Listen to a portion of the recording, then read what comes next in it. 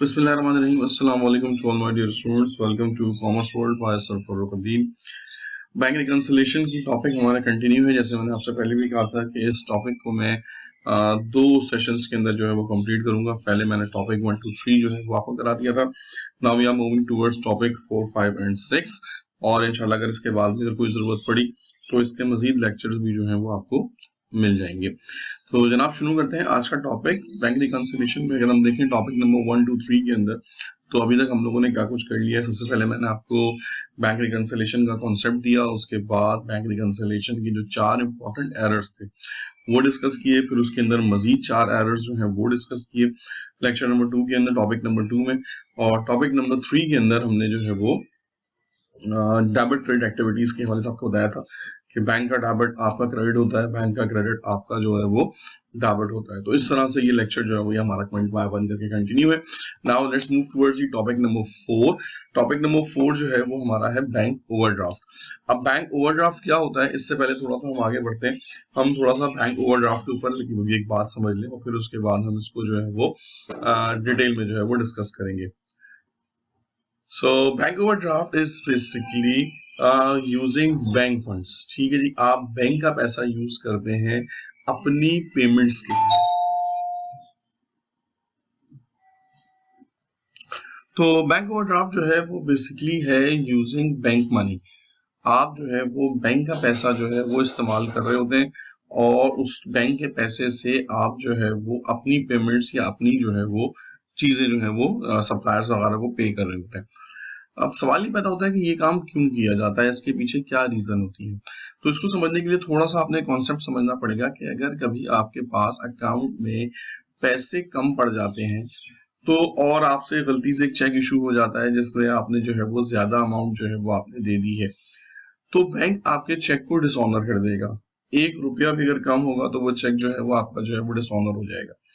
Dishonour होने से आपकी बिजनेस डीलिंग्स के अंदर, आपके बिजनेस रिलेशनशिप के अंदर जो है वो प्रॉब्लम होती है। आपका जो सामने वाली पार्टी है, जो आपका सप्लायर है, जो आपको गुड सप्लाई करता है, या फिर अगर आपने कोई सर्विस यूज की है तो उसकी आपने एक्सपेंसेस की पेमेंट करनी है, तो वो ये समझता है कि आपने उसको धोखा देने की, आपने उसको डॉच करने की और आपने उसको साथ जो है वो चीट करने की जो है वो कोशिश की और उसको एक ऐसा चेक दिया जो कि रिटर्न हो गया, बाउंस हो गया। हालांकि आप ये बात नहीं जानते थे कि जिस वक्त ये चेक प्रेजेंट होगा उस वक्त आपके अकाउंट में इतने पैसे नहीं होंगे। और हो सकता है कि वो चेक अगर 1 घंटे के बाद प्रेजेंट होता या 10 मिनट के बाद प्रेजेंट होता तो आपको मजीद पैसे जो है वो उसके ऊपर जो है वो मिल जाते। लेकिन इंसिडेंट ऐसा हुआ कि वो चेक जो है वो डिसऑनर हो गया। आपको इसलिए बात एक एग्जांपल से समझाता हूँ ताकि आपको ये चीज मजीद समझाए। डेफिनेशन में हम बाद में आएंगे, पहले हम इसकी छोटी सी एग्जांपल समझते हैं। सपोज कर लें जनाब मेरा जो बैंक बैलेंस है इस वक्त वो है 25,000 रुपीज। मेरे पास एक 25,000 रुपए हमारे बैंक में पड़े में, इसका मतलब मैं 25,000 की पेमेंट कर सकता हूँ। लेकिन मुझसे गलती से एक चेक इशू हो गया जिसकी वैल्यू थी 30,000, यानी 30,000 का चेक जो है वो मुझसे इशू हो गया गलती से। अब डेफिनेटली जब ये चेक बैंक में प्रेजेंट होगा तो ये चेक डिसऑनर हो जाएगा क्योंकि मेरे बैंक में इतने पैसे मौजूद नहीं। तो जैसे ही वो चेक बैंक में प्रेजेंट हुआ ये चेक डिसऑनर हो गया और बैंक ने 1 रुपए की भी पेमेंट नहीं की और मेरा बैलेंस अभी भी कितने पे रहा, 25,000 पे। तो इट मींस दैट कि आपने यहाँ पे अपने कस्टमर के साथ अपना रिलेशनशिप जो है वो खराब कर लिया। ठीक है जी, 25,000 के ऊपर आप आ गए और आपकी वैल्यू जो है वो इतनी कम हो गई और आपका चेक जो है वो डिसऑनर हो गया, इसलिए बैंक में कोई पैसा कम नहीं हुआ। इसके बरक्स अगर मैं बैंक से एक फैसिलिटी ले लूं, बैंक मैनेजर से या बैंक में मैंने एक बात की और मैंने एक अकाउंट फैसिलिटी ले ली और उस फैसिलिटी का नाम था बैंक ओवरड्राफ्ट। इसका मतलब ये होता है कि मेरा अकाउंट अगर 25,000 पे है और मुझसे अगर वो चेक इश्यू हो जाए 30,000 का, तो बैंक मेरा चेक रोकेगा नहीं बल्कि वो चेक पे कर देगा। आपके जहन में सवाल आ रहा होगा जनाब ये चेक कैसे पे हो गया जबकि अकाउंट के अंदर पैसे ही सिर्फ 25,000 थे। तो होगा ये कि बैंक इसको अपनी तरफ से 5,000 रुपीज ऐड कर देगा और वो उसकी अमाउंट की पेमेंट कर देगा और आपका जो अकाउंट का बैलेंस कर देगा ये कर देगा माइनस का 5,000। क्योंकि अब आपने बैंक के 5,000 रुपए यूज कर लिए, तो अल्टीमेटली ये बैलेंस अब आपके ऊपर जो है वो लायबिलिटी बन गया है। बैंक ओवरड्राफ्ट की नेचर लायबिलिटी होती है, क्योंकि अब आपने बैंक का पैसा यूज कर लिया, अब बैंक के कर्जदार हो गए, मकरूज हो गए।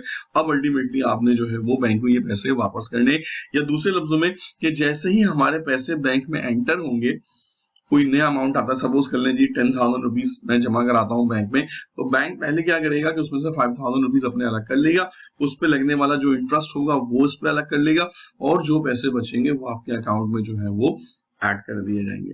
तो that is basically the concept of bank overdraft. इसको बैंक ओवरड्राफ्ट भी कहा जाता है, रेडी कैश फैसिलिटी भी कहा जाता है, फ्लेक्सिबल लोन फैसिलिटी भी कहा जाता है, मुख्तलिफ नाम है। अकाउंटिंग में इसका नाम जो है वो बैंक ओवरड्राफ्ट है। इसका मतलब ये हुआ कि बैंक ओवरड्राफ्ट की नेचर डबल अकाउंट की तरह होती है। एक तरह से अगर आपके इसमें पॉजिटिव बैलेंस है तो ये आपका जो है वो एसेट है, और अगर इसमें ये नेगेटिव बैलेंस बन जाता है तो यही अकाउंट आपका जो है वो लायबिलिटी बन जाता है। जब ये एसेट होता है तो ये शो हो रहा होता है करंट एसेट में, और जब ये लायबिलिटी बन जाता है तो ये शो हो रहा होता है करंट लायबिलिटी में। अब इसकी डेबिट क्रेडिट अमाउंट इसकी डेफिनेशन में समझते हैं कि जनाब ये है क्या। उन्होंने कहा जनाब when your bank account starting to show negative balance, जब आपका अकाउंट नेगेटिव बैलेंस शो करा कर दे, then the account is said to be overdraft और बैंक ओवरड्राफ्ट। तो फिर हम इस अकाउंट को जो है वो ओवरड्राफ्ट कहते हैं, समटाइम ओडी और समटाइम उसको बैंक ओवरड्राफ्ट कहते हैं। The nature of bank overdraft is liability because we are using bank funds to pay our suppliers और एक्सपेंसेस। ठीक है जी, इसकी नेचर जो होती है वो लायबिलिटी होती है, क्योंकि हमने जो है वो बैंक का पैसा यूज कर लिया है अपने सप्लायर्स को पे करने के लिए और अपने एक्सपेंसेस को पे करने के लिए। तो ये मैंने आपको इसी एग्जांपल समझा दिया था। अब आइए आपको एक क्वेश्चन में समझाते हैं इसको कि आपने कैसे करना है solve. Dexcon associates revealed the following information on April 30, 2020। Balance as per cash book ₹10,000 and balance as per bank statement ₹10,000 overdraft. अब ये देखिए यहाँ पे वर्ड आ गया ओवरड्राफ्ट। तो अब आपने जनाब यहाँ पे ये बात समझनी है कि जब ओवरड्राफ्ट आ जाता है तो फिर उस वक्त जो है वो किस तरह से इसको ट्रीट किया जाएगा। तो ये ओवरड्राफ्ट का वर्ड आपको बता रहा है कि जनाब आपका जो अकाउंट है ये नेगेटिव में चला गया है, आपकी bank statement negative balance show कर रही है, जबकि आपकी कैश बुक नेगेटिव में नहीं गई है, कैश बुक अभी भी जो है वो पॉजिटिव बैलेंस शो कर रही है। तो एक तरफ आपने कैश बुक का बैलेंस 10,000 पॉजिटिव है और बैंक स्टेटमेंट 10,000 नेगेटिव शो कर रही है। इसका मतलब दो अनइक्वल बैलेंसेस हैं, उसको आपने जो है वो इक्वल करना है, उसको आपने सेम करना है, और इसी सेम करने के चक्कर में अब आपको जो है वो डिफरेंट काम जो है वो करने पड़ेंगे। अब आपने इसको सॉल्व करने का तरीका देखना है। आपके पास कुछ एरर्स गिवन है, आई गेस 1 2 3 4 5 6 7 8। अब आपने वीडियो को यहाँ पे 2-3 मिनट के लिए पॉज करना है, जब तक आप ये सवाल सॉल्व नहीं कर लेते इस वीडियो को पॉज करिए, और फिर इन तमाम एरर्स को आपने उसकी ट्रीटमेंट बतानी है कि अनप्रेजेंटेड चेक्स क्या होते हैं, अनक्रेडिटेड चेक्स क्या होते हैं। तो हम यहाँ पे 5 सेकंड का एक पॉज लेते हैं, उस वक्त तक आपने यहाँ पे पॉज करके इस क्वेश्चन को पूरी तरीके से सॉल्व करना है।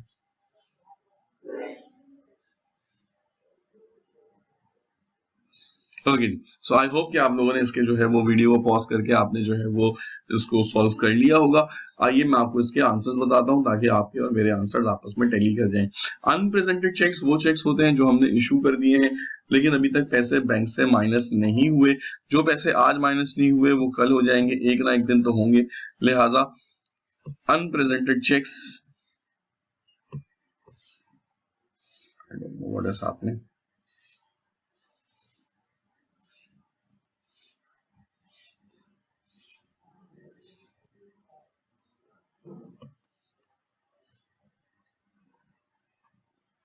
Just wait a minute, ये कंप्यूटर कुछ प्रॉब्लम कर रहा है। Okay, now next again, unpresented cheques less किए जाते हैं आपकी बैंक स्टेटमेंट से। ठीक है जी, आपने लेस कर दिया इसको बैंक स्टेटमेंट से। Next one is uncredited cheques. Uncredited cheques, uncollected cheques, uncleared cheques एक ही बात होते हैं। ये वो चेक्स होते हैं जो आपने डिपॉजिट तो कर दिए हैं लेकिन पैसे अभी तक अकाउंट में ट्रांसफर नहीं हुए क्योंकि वो अभी क्लियर नहीं हुए थे। तो अनक्रेडिटेड चेक्स ऐड कर दिए जाते हैं आपकी बैंक स्टेटमेंट में, तो आपने इसको बैंक स्टेटमेंट में ऐड कर लिया। Late night deposit, cash deposit not shown in bank statement.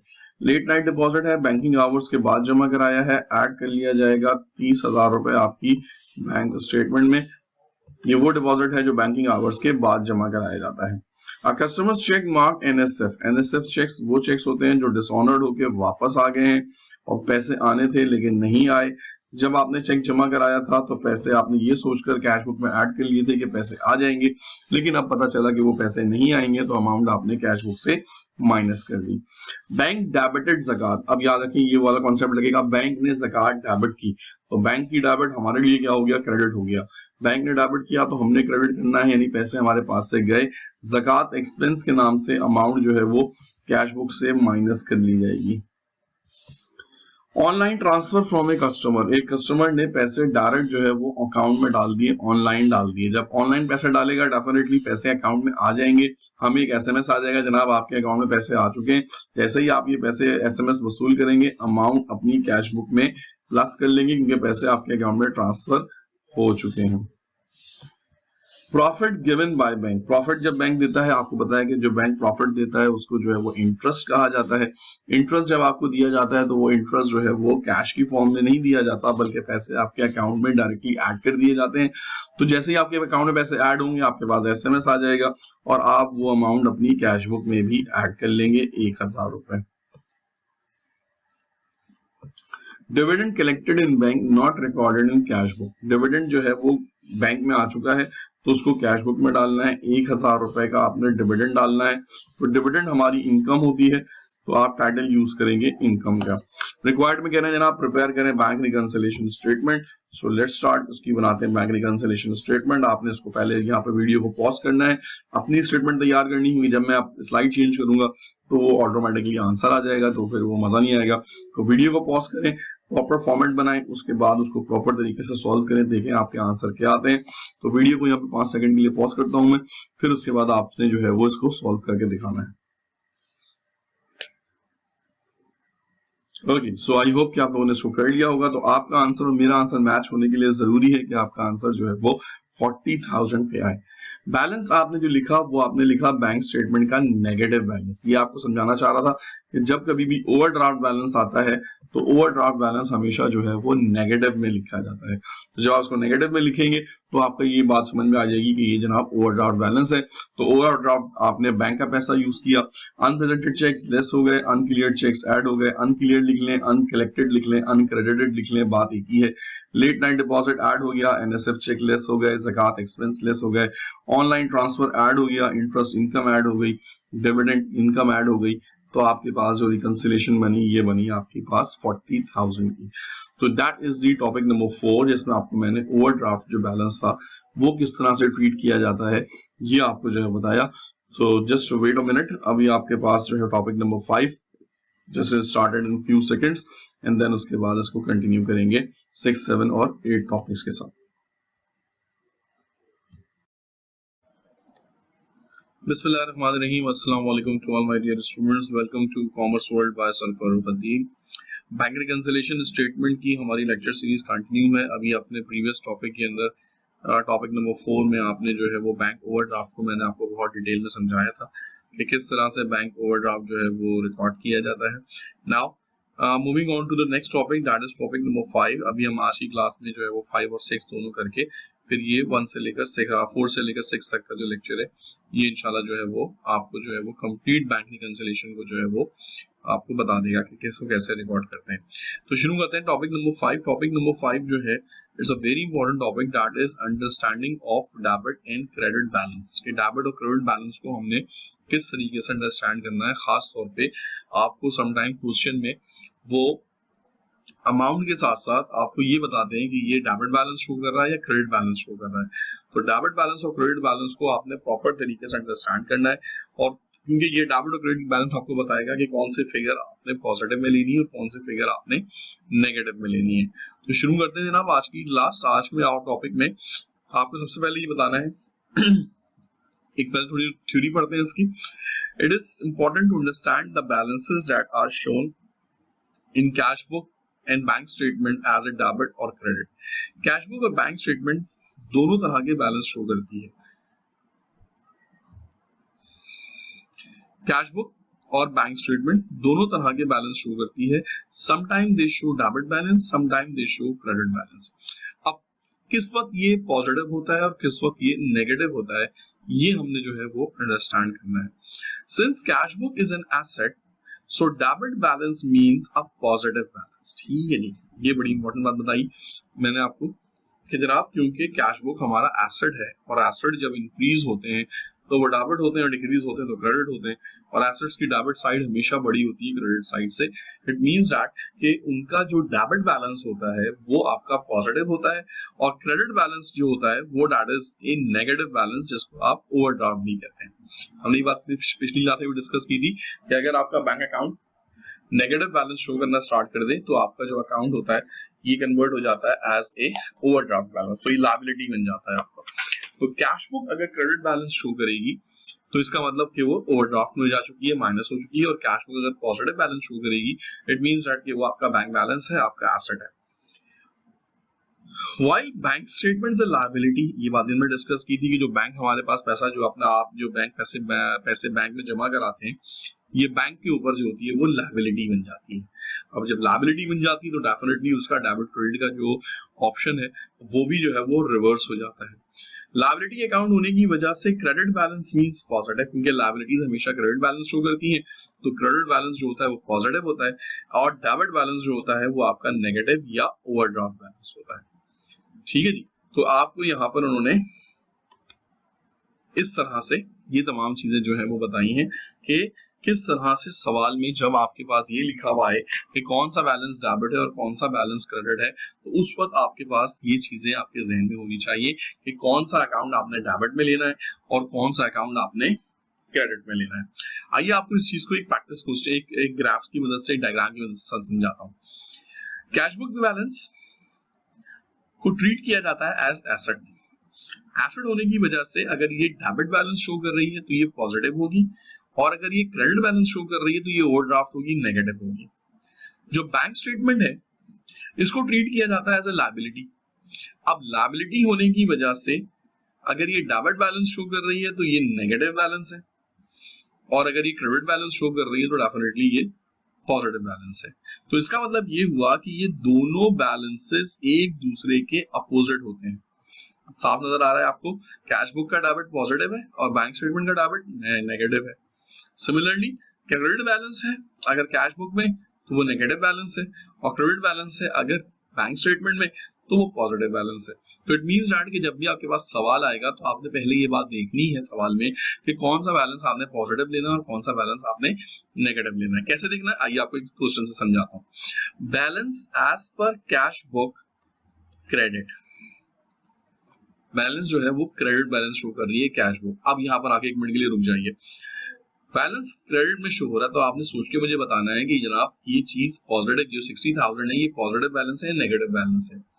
अगर आपका आंसर नेगेटिव बैलेंस है तो बिल्कुल आपने सही सोचा है कि हाँ जी कैश बुक अगर क्रेडिट में होती है तो नेगेटिव होती है। यहाँ पर ये चीज यहाँ से देखें नजर भी आ रही है कि कैश बुक का क्रेडिट बैलेंस है ये। अब कैश बुक का जो ये क्रेडिट बैलेंस है डेफिनेटली ये आपका नेगेटिव बैलेंस है। आगे चलते हैं। Balance as per bank statement debit, balance जो है वो बैंक स्टेटमेंट शो कर रही है और वो शो कर रही है डेबिट बैलेंस। अब डेबिट बैलेंस है तो डेफिनेटली ये कौन सा बैलेंस होगा, ये डेफिनेटली जो होगा वो नेगेटिव बैलेंस होगा, क्योंकि हमने यहाँ पे ये बात डिस्कस की थी कि अगर bank statement debit balance show कर रही है तो it is also a negative balance. इसका मतलब कैश बुक और बैंक स्टेटमेंट दोनों ही ओवरड्राफ्ट बैलेंस शो कर रही है। लेकिन फर्क ये है कि कैश बुक जो है वो ओवरड्राफ्ट में है 60,000 की, और बैंक स्टेटमेंट जो है ये ओवरड्राफ्ट में है 50,000 के।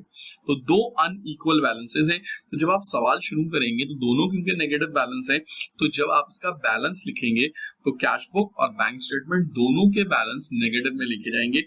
और मैंने आपको पहले बताया था कि नेगेटिव बैलेंस जो है वो अंडर ब्रैकेट्स जो है वो शो किए जाते हैं, तो आपने इसी तरह से इसको अंडर ब्रैकेट्स जो है वो लिखना है। अब उसके बाद आपने क्या करना है, उसके बाद आपने इसके डेफिनेटली ऑप्शंस को सॉल्व करना है, जो इसके एरर्स उनको देखना है। वन बाय वन करके हम एरर्स पढ़ते हैं और फिर उसको जो है उसको सॉल्व करते हैं। Can I cheque deposit 50,000 in which 30,000 is still uncleared. अब आपके जहन में आना चाहिए जनाब कि ये अनक्लियर्ड चेक है। अनक्लियर्ड चेक जो है वो प्लस कर दिए जाते हैं आपकी बैंक स्टेटमेंट में। तो हमने 30,000 रुपीज रूल के हिसाब से ऐड कर दिए बैंक स्टेटमेंट में। An online transfer from a customer received in bank account rupees 75,000. Online transfer आया है, ऑनलाइन ट्रांसफर जब आपके पास आ गया तो पैसे बैंक में आ गए, तो उसको इक्वल करने के लिए आप इसको प्लस कर देंगे अपनी कैश बुक में। ठीक है जी, ये हो गया आपका next. Check issued 25,000 in which 15,000 presented for payment. 25,000 के चेक इशू किए थे जिसमें से 15,000 के प्रेजेंट हो गए।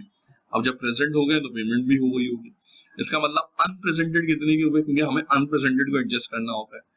अनप्रेजेंटेड होगा यहाँ पे 10,000 और 10,000 जो है वो अनप्रेजेंटेड चेक्स हैं। अनप्रेजेंटेड चेक्स लेस कर दिए जाते हैं आपकी बैंक स्टेटमेंट से।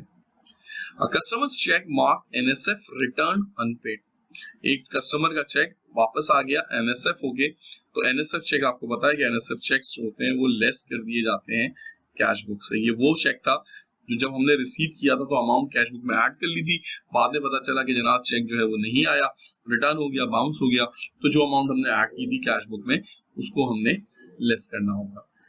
Cash deposit in transit not shown in bank statement. अब आपको पता होना चाहिए डिपॉजिट इन ट्रांजिट जो होते हैं वो प्लस किए जाते हैं आपकी बैंक स्टेटमेंट में, तो हमने यहाँ पर डिपॉजिट इन ट्रांजिट्स को ऐड कर लेना है अपनी बैंक स्टेटमेंट में। Dividend collected in bank, dividend joint stock company का प्रॉफिट होता है, ये पैसे डायरेक्ट आपके अकाउंट में आ जाते हैं, तो इसको इक्वल करने के लिए आपने कैश बुक में ऐड कर लिया। Bank debited locker rent. अब यहाँ पे कॉन्सेप्ट आ गया, बैंक ने डेबिट किया, तो बैंक का डेबिट आपके लिए क्या बन गया, क्रेडिट बन गया। अपोजिट ऑपरेशन होता है, पैसे आपके पास से चले गए, बैंक से पैसे कट चुके हैं, तो इसको इक्वल करने के लिए फिर आपने अपनी कैश बुक से माइनस कर लेना है। ठीक है जी, अब आपने इसको जरा सा वीडियो को यहाँ पे पॉज करना है और आंसर्स को सॉल्व करना है और देखना है कि आपका बैलेंस और मेरा बैलेंस एग्री करता है या नहीं करता है।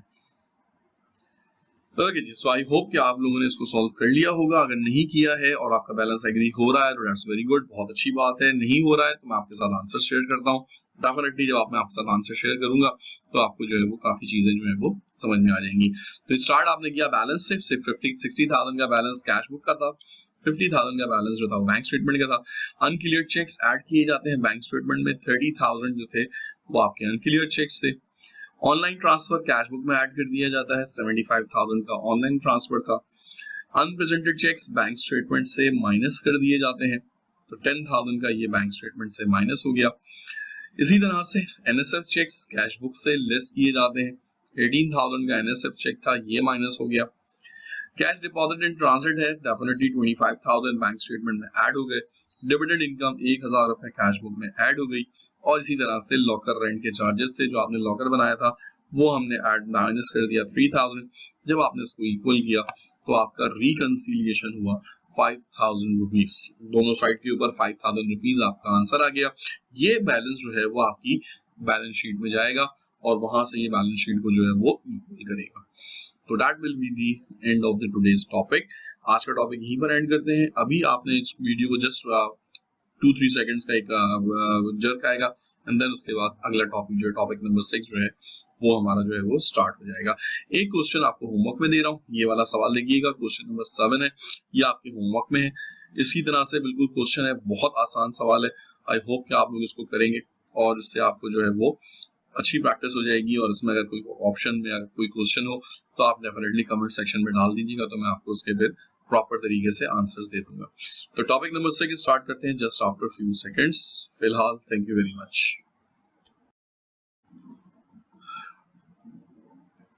Bismillahirrahmanirrahim. Welcome to Commerce World by Sarfaruddin. Okay, so let's start the next topic. Topic number 6, bank reconciliation without wasting further time.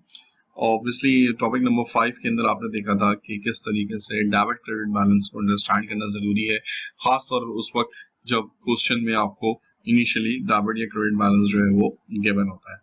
Now in question number 6 या topic number 6 we are going to do a very important topic, और मैं आपको सबसे ये अर्ज करूंगा कि इस वीडियो को खास तौर पे आप लोगों ने बहुत डिटेल में देखना है और इसकी एक एक पॉइंट को आपने समझना है। और कहीं पर भी अगर आपको इशू हो तो आपने वीडियो को रिवर्स करके उसको दोबारा से अंडरस्टैंड करना है। It's a quite a lengthy topic, but मैं कोशिश करूंगा कि इस 15 मिनट्स की जो हमारी वीडियो होती है इसके अंदर इसको जो है वो कंप्लीट तरीके से आपको अंडरस्टैंड करना। तो ये जो हमारा टॉपिक है इसका नाम है ह्यूमन एरर्स। ह्यूमन एरर्स जो होते हैं ये इंसानी गलती या इंसानी खता होती है कि अकाउंटेंट्स भी जो है वो इंसान होते हैं और चाहे वो बैंक स्टाफ हो, चाहे वो हमारा अपना कैशियर हो, उससे भी समटाइम लिखने में मिस्टेक हो जाती है। और अमाउंट जब वो पुट कर रहा होता है तो उसमें समटाइम वैल्यू वो गलत लिख देता है, यानी उसको लिखनी थी कोई और वैल्यू, लेकिन उसने जल्दी जल्दी में या समटाइम उसको देखने में कोई इशू हो गया तो उसने वो वैल्यू जो है वो गलत लिख दी। तो अगर कोई आपकी वैल्यू इंसानी गलती की वजह से, ह्यूमन एरर की वजह से कास्ट गलत हो जाए, कास्ट कहते हैं पुट करने को, कास्टिंग गलत हो जाए, उसकी टोटलिंग गलत हो जाए, तो उसको जो है वो ह्यूमन एरर कहा जाता है। There is always a possibility of entering incorrect value in cash book by company cashier और in bank record by bank staff। ठीक है, दोनों तरफ गलतियां हो सकती है, हमारी तरफ कैश बुक में भी हो सकती है और बैंक में बैंक स्टेटमेंट में भी हो सकती है। No matter how much careful we are, but usually it happens and the cash book and bank statement started to show different values। हम जितनी भी केयर कर लें, लेकिन there is some percentage, some chance कि हम कुछ ये गलती कर लें, और जब हम ये गलती कर देते हैं, चाहे हमारी तरफ से हो रही हो चाहे बैंक की तरफ से हो रही हो, अल्टीमेटली उसके बाद ये प्रॉब्लम आ जाती है कि हमारा बैलेंस कुछ और हो जाता है और बैंक स्टेटमेंट का बैलेंस कुछ और हो जाता है। और जब ये गलती हो जाती है तो डेफिनेटली फिर उसकी रेक्टिफिकेशन करना, उसकी करेक्शन करना आपके लिए बहुत जरूरी है।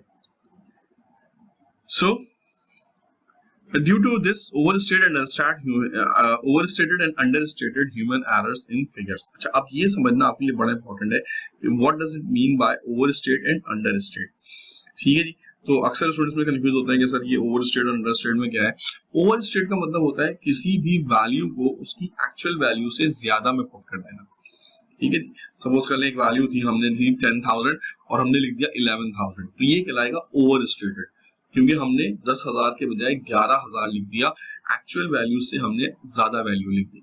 और अंडरस्टेट का मतलब होता है कम लिख देना, लिखना था 10,000 और लिख दिया 9,000, इसका मतलब 1,000 से ये अंडरस्टेटेड हो गया है। तो अंडरस्टेटेड मींस एक्चुअल वैल्यू से कम लिखना और ओवरस्टेटेड मींस एक्चुअल वैल्यू से ज्यादा लिखना। अब आपको मैं कुछ एग्जांपल से समझाता हूँ, ओवरस्टेटेड एरर्स की बात करता हूँ। When a wrong value is recorded which is more than the actual value। ठीक है, ये कहलाएगा ओवरस्टेटेड एरर, जब आप कोई रॉन्ग वैल्यू ऐसी लिखें जो एक्चुअल वैल्यू से ज्यादा थी। For example, purchase furniture 10,000 wrongly recorded as ₹11,000। हमने खरीदा था 10,000 का, लेकिन उसको लिख लिया गलती से 11,000, तो ये ओवरस्टेट हो गया 1,000 से। सिमिलरली अंडरस्टेटेड क्या होंगे? When a wrong value is recorded which is less than the actual value। That means that कि आपने जो वैल्यू पुट की है, जो वैल्यू आपने रिकॉर्ड की है, वो एक्चुअल वैल्यू से जो है वो कम है।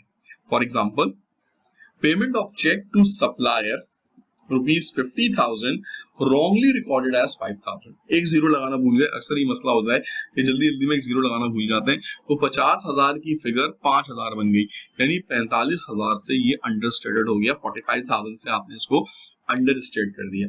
इट मींस दैट कि आपकी जो वैल्यू थी वो एक्चुअल वैल्यू से कम है, तो अगर एक्चुअल वैल्यू से कम है तो अंडरस्टेट है, एक्चुअल वैल्यू से ज्यादा है तो ओवरस्टेट है। अब इसको हम अपनी रिकंसिलिएशन में कैसे लेके चलेंगे, आइए आपको इसकी एग्जांपल समझाता हूँ। A check of 20,000 issued to supplier wrongly recorded in cash book as ₹2,000। अच्छा, अब आपने एक बात समझनी बड़ी इंपॉर्टेंट, कि जब आप चेक इशू करते हैं तो पैसे आपके पास से जाते हैं, यानी कि माइनस होते हैं। आपने माइनस करने थे 20,000, दिस वन, लेकिन आपने गलती से माइनस किए सिर्फ 2,000, यानी जहां माइनस 20,000 करना था वहां सिर्फ 2,000 माइनस किया। इसका मतलब आपने अगर इसको रिकंसाइल करना होगा, इसको इक्वल करना होगा, तो सोच के बताइए कि आप क्या करेंगे। अच्छा, गलती कहां पर हुई है ये भी देखना बड़ा जरूरी है। गलती हुई है कैश बुक में, तो जब गलती कैश बुक में हुई है तो उसकी करेक्शन भी कैश बुक में होगी। गलती बैंक स्टेटमेंट में हुई है तो उसकी करेक्शन भी जो है वो बैंक स्टेटमेंट में होगी। तो हमारी गलती हुई थी कैश बुक में, तो हम कैश बुक में इसको ट्रीट करेंगे। अब करेंगे क्या, जहां लेस करना था 20,000 वहां सिर्फ लेस किए 2,000, तो हमें 18,000 रुपए फर्दर अमाउंट क्या करनी पड़ेगी, लेस करनी पड़ेगी कैश बुक से। सपोज कर लें, एक और एग्जांपल करते हैं। कैश डिपॉजिटेड इन बैंक 14,000, हमने 14,000 रुपए बैंक में जमा कराए, wrongly recorded in bank statement as ₹4,000, लेकिन बैंक वालों ने सिर्फ 4,000 रुपए रखे, यानी मैं पैसे जमा करा रहा हूँ 14,000 रुपए, लेकिन बैंक जमा कर रहा है सिर्फ 4,000 रुपए। तो मैं तो बैंक का जो है वो गला पकड़ लूंगा, कहूंगा भाई तुमने मेरे अकाउंट में कम पैसे जमा किए, तुम पैसे जो है वो ऐड करो मेरे अकाउंट के अंदर। तो बैंक क्या करेगा, अपनी गलती तस्लीम करेगा और 10,000 रुपए जो उसने कम ऐड किए थे वो बैंक स्टेटमेंट में क्या कर दिए जाएंगे, ऐड कर दिए जाएंगे। सिमिलरली, पेमेंट टू सप्लायर थी 32,000 रुपए, हमने 32,000 रुपए पे किए थे। रॉन्गली रिकॉर्डेड इन कैश बुक 35,000 रुपए, लेकिन गलती से कितना माइनस कर दिया, 35,000 रुपए। इसका मतलब माइनस करने थे, पेमेंट में हमेशा माइनस करते हैं, डिपॉजिट्स में या रिसीविंग्स में हमेशा प्लस करते हैं। तो पेमेंट हमने की थी 32,000 की, माइनस करने थे 32 और गलती से माइनस कर दिए 35, तो हमने ज्यादा पैसे माइनस कर दिए। तो अल्टीमेटली ये पैसे जो है वो वापस लाने होंगे। कहां पर गलती, कहां पर हुई है, गलती हुई है कैश बुक में। तो कैश बुक में आपने जो है वो अमाउंट 3,000 रुपए क्या कर दी, ऐड कर दी। Similarly issue a check of 14,500 erroneously recorded in bank statement as rupees 10,500। हमने एक चेक इशू किया था 14,500 का, बैंक को पेमेंट करनी थी 14,500 की, बैंक ने पेमेंट कर भी दी 14,500 की, लेकिन बैंक ने गलती से कितना लिखा, सिर्फ 10,500। यानी बैंक ने जहां मेरे अकाउंट से पैसे माइनस करने थे 14,500, वहां से बैंक ने सिर्फ कितने माइनस किए, 10,500। तो मैं तो बड़ा खुश हो जाऊंगा, मैं चुपचाप से बैठ जाऊंगा, मैं कभी बैंक नहीं जाऊंगा, क्योंकि मेरे पास तो मजे आ गए, 3,000 रुपए मेरे बच गए, 4,000 रुपए मेरे बच गए। मैंने 14,000 की पेमेंट की थी, लेकिन बैंक सिर्फ 10,000 रुपए लिखे। मगर जिस तरह हम रिकंसिलेशन करते हैं उसी तरह से बैंक भी रिकंसिलेशन करता है, और वो डे एंड के ऊपर पता लगा लेगा कि जनाब यहाँ पे पेमेंट 14,500 की हुई है, लेकिन लिखा सिर्फ 10,500 गया है, लिहाजा 4,000 रुपए मजीद जो है वो अकाउंट से जो है वो लेस करने चाहिए, माइनस करने चाहिए। चेक रिसीव फ्रॉम कस्टमर 6,000 रुपए का चेक मिला था, deposit in the bank, bank में डिपॉजिट भी करा दिया था। तो बैंक में कितने पैसे जाने चाहिए थे, 6,000 रुपए, लेकिन बैंक वालों ने कितना लिख दिया, 10,000 रुपए। ये तो मेरी खुशी की इंतहा, मेरी जबरदस्त मजे आ गए कि जहां पर 6,000 रुपए ऐड होने थे वहां पर बैंक ने 10,000 रुपए ऐड कर दिए। तो मैं तो चुपचाप से बैठ गया, मैंने कहा मैं बैंक जाऊंगा ही नहीं। लेकिन अल्टीमेटली बैंक वाले भी जो है वो अपनी रिकंसिलेशन करेंगे और वो देखेंगे कि जनाब यहाँ पर 6,000 ऐड करने थे, लेकिन हमने ऐड कर दिए 10,000 रुपए, तो 4,000 रुपए हमने ज्यादा ऐड कर दिए हैं, तो उसको डेफिनेटली क्या कर दिया जाएगा, बैंक स्टेटमेंट से, कैश बुक से जो है, सॉरी गलती जो है कैश बुक में हुई थी, तो कैश बुक से ये अमाउंट जो है वो माइनस कर दी जाएगी। लास्ट एंट्री करते हैं, डिपॉजिट कैश रुपीज 36,000। हमने 36,000 रुपए बैंक में जमा कराए थे, लेकिन बैंक वालों ने 1,36,000 लिख दिए। यानी मेरे अकाउंट में बैंक ने एक्चुअली ऐड करने थे 36,000, लेकिन बैंक ने गलती से ऐड कर दिए 136,000। तो मेरी तो रात की नींदें जो है वो उड़ जाएंगी और 1,00,000 रुपए मेरे अकाउंट में कहीं से आ गए, और मजे आ जाएंगे, खूब इंजॉय करेंगे और सुबह जाएंगे ये पैसे बैंक से निकालेंगे। लेकिन आज शाम में ही जो है वो बैंक रिकंसिलेशन करेगा और वो देखेगा कि जनाब आपके अकाउंट में 1,00,000 रुपए गलती से ऐड कर दिए गए हैं ज्यादा। ये एक्चुअल अमाउंट 36 थी, जिसको हमने 136 पे रिकॉर्ड कर दिया है, लिहाजा 1,00,000 रुपए रातों रात आपके अकाउंट से जो है वो लेस कर लिए जाएंगे। तो ये हो गया आपका लेस फ्रॉम बैंक स्टेटमेंट। तो मैंने आपको यहाँ पर चारों ऑप्शंस बता दिए, लेस के भी, ऐड के भी, ऐड के भी, लेस के भी। जो आपने दो बातें ध्यान में रखनी है वो ये रखनी है, पहली बात कि अगर गलती कैश बुक में हुई है तो उसकी करेक्शन भी कैश बुक में होगी, गलती बैंक स्टेटमेंट में हुई है तो करेक्शन भी बैंक स्टेटमेंट में होगी। दूसरी बात, इशुएंस का या पेमेंट का मतलब होता है पैसों का जाना, डिपॉजिट्स या रिसीविंग का मतलब होता है पैसों का आना। तो आपने ये देखना है कि किस वक्त पैसे ज्यादा चले गए, अगर ज्यादा चले गए तो उसको ऐड कर लीजिए, कम गए तो माइनस कर दीजिए। डिपॉजिट्स में क्या होता है कि अगर ज्यादा पैसे डिपॉजिट करा दिए, ज्यादा आ गए तो लेस करना पड़ेगा, कम आए हैं तो डेफिनेटली ऐड करना पड़ेगा। तो इस तरह से आपने जो है वो पढ़ कर समझना है, क्योंकि इसका कोई शॉर्टकट नहीं है। इससे पहले वाले एरर थे उनके शॉर्टकट्स थे कि जनाब ये ऐड है, ये लेस है, ये बैंक स्टेटमेंट कैश बुक, इसमें किसी किस्म का कोई शॉर्टकट नहीं है। आइए आपको एक सवाल समझाते हैं, देन उसके बाद इस लेक्चर को वाइंड अप करेंगे, फिर आपको इसका भी एक होमवर्क देंगे। कहना जनाब balance as per cash book है क्रेडिट, अब क्रेडिट बैलेंस है, अब आपके जहन में आ जाना चाहिए जनाब कि ये नेगेटिव बैलेंस होता है, क्योंकि कैश बुक अगर क्रेडिट बैलेंस शो करती है तो वो नेगेटिव होती है। उसके बाद आपसे कह रहे हैं जनाब चेक ऑफ रुपीज 10,000 डिपॉजिटेड 2007 30 अप्रैल को not shown in bank statement. ठीक है जी, चेक डिपॉजिट कराया है महीने के आखिरी दिन और अभी तक पैसे अकाउंट में नहीं आए। क्यों नहीं आए? क्योंकि डेफिनेटली चेक को क्लियर होने में 1-2 दिन का टाइम लगेगा, तो अमाउंट जो है वो ऐड कर दी जाएगी आपकी बैंक स्टेटमेंट में। Debit memo of cheque 1700 of mister Yasir Aziz mark NSF cheques less कर दिए जाते हैं कैश बुक से। अब इन्होंने आपको सिर्फ कंफ्यूज करने के लिए balance as per bank statement नीचे दे दिया, हालांकि ये पहले हमेशा ऊपर देते थे, लेकिन सिर्फ बच्चा थोड़ा सा कंफ्यूज हो जाए, डर जाए कि जनाब बैलेंस बैंक स्टेटमेंट तो है ही नहीं, वो नीचे दे दिया उन्होंने। आपने कुछ भी नहीं करना, जैसे बैलेंस आप पहले ऊपर लिखते थे फर्स्ट टाइम में, वैसे ही यहाँ पे भी लिखेंगे। हाँ, लिखेंगे क्या ये आपने भी सोच के मुझे बताना है। Balance as per bank statement debit, balance जो है वो डेबिट बैलेंस शो हो रहा है। अब जब डेबिट बैलेंस है तो यकीनन जो है ये नेगेटिव बैलेंस होगा, इसका मतलब कैश बुक भी नेगेटिव में और बैंक स्टेटमेंट भी नेगेटिव में है। अब यहाँ पर आते हैं, cheque deposited into bank rupees 32,600, the bank cleared only 10,000 cheques. 32,600 के चेक जमा कराए थे जिसमें से 10,000 के क्लियर हो गए। इसका मतलब 22,600 के अभी भी अनक्लियर है, तो अनक्लियर चेक्स ऑटोमेटिकली ऐड कर दिए जाते हैं आपकी बैंक स्टेटमेंट में। Advice receive from bank that a customer mister Faizan had made a direct deposit in the bank. एक कस्टमर फैजान ने डायरेक्ट पैसे बैंक में जमा करा दिए। जब पैसे बैंक में आ गए हैं तो डेफिनेटली उसको इक्वल करने के लिए आप अपनी कैश बुक में भी इसको ऐड कर लेंगे। अनप्रेजेंटेड चेक्स, अब तक तो आपको ये रट गया होगा, याद हो गया होगा। अनप्रेजेंटेड चेक्स लेस किए जाते हैं आपकी बैंक स्टेटमेंट से। अब जो चीज मुझे करानी है वो ये वाला एरर करवाना है, जरा सुनिएगा बड़ा गौर से। Issue a cheque of rupees 1200 for purchase of furniture. हमने 1200 रुपए का एक फर्नीचर परचेज किया था और जो चेक इशू किया था वो 1200 का किया था। इसका मतलब जो पेमेंट हुई होगी वो 1200 की होगी। Was recorded as rupees 12,000 by company cashier. लेकिन कंपनी कैशियर साहब जो थे पता नहीं इस वक्त नींद में थे या क्या थे कि उन्होंने 1200 को 12,000 लिख दिया।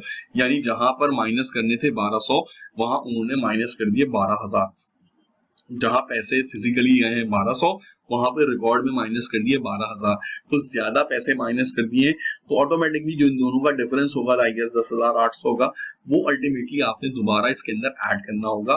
कहां पर? क्योंकि गलती कंपनी कैशियर ने की है तो एडिशन भी कंपनी कैशियर में ही होगा। आइए इसको सॉल्व करते हैं। दोनों स्टेटमेंट आपने लिख ली माइनस में। अनक्लियर चेक्स 10,000 रुपए के आपके पास ऐड हो गए। एनएसएस चेक्स कैश बुक से लेस हो गया। अनक्लियर चेक्स 22,600 से ऐड हो गए।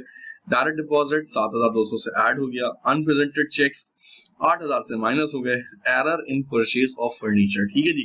अब आपने जो भी एरर होगा उसका सिर्फ नाम लिख देना, error in purchase of furniture, error in deposit of cheque, error in payment to supplier. जो भी एरर होगा उसका एरर टू करके या एरर इन करके आपने वो सेंटेंस लिख देना, तो उससे वो चीज क्लियर हो जाएगी।